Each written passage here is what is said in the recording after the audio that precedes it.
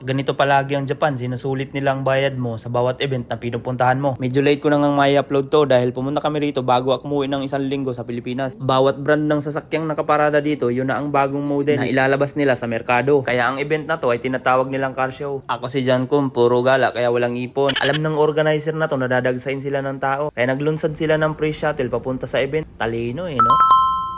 Andito na rin yung ibang kasama namin, nauna lang sila ng konti. At yung sa unahan, yung kuhay ko na first time makakakita nito. Hindi ko alam kung saan siya excited sa makakita ng magandang sasakyan o ng magandang model. Pareho kasing andito Pagpasok ko pa lang, nagulat na ako. Ang daming nag-umpukan tao. Sa isip ko, siguro nandun yung pinakamagandang model. Gusto kong i-confirm kaya bumabagad ako. Pero ang bumugad sa akin ay motor ng Ducati, sports bike, touring bike at marami pang iba. Pagdating naman sa model nila, aba, kayo na humusga. Pero parang mas gusto ko na yung Indian Motors. 4 cylinders, makikinis. Tapos isa pa, favorite ko din yung black.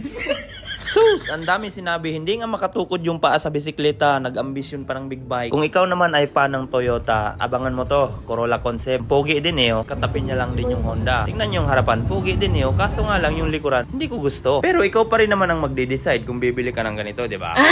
Kahit gaano pa kagaganda ang mga bagong labas na sasakyan ngayon, wala pa rin tatalo kapag meron kang isang vintage na ganito kaganda. Bagay sana sa akin tong Mazda, maliit, tapos mahilig ako mag-travel, pero na nga lang ang kulang.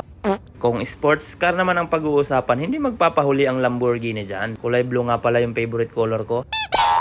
Pagdating naman sa electric vehicle, alam natin na Tesla ang nauna pero ang Suzuki ay hindi rin magpapahuli. Nissan na pang-artista ban, ganito yung mga gusto kong sakyan. Pambili na lang talaga yung kulang. Lintik na yan.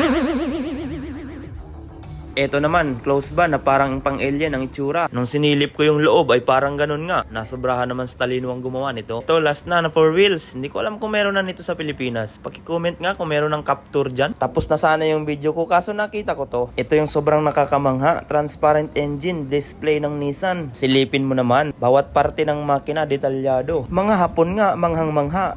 Ako pa kaya? Ay siya, hanggang dito na lang ang aking kwento. Maraming salamat kung maabot ka dito.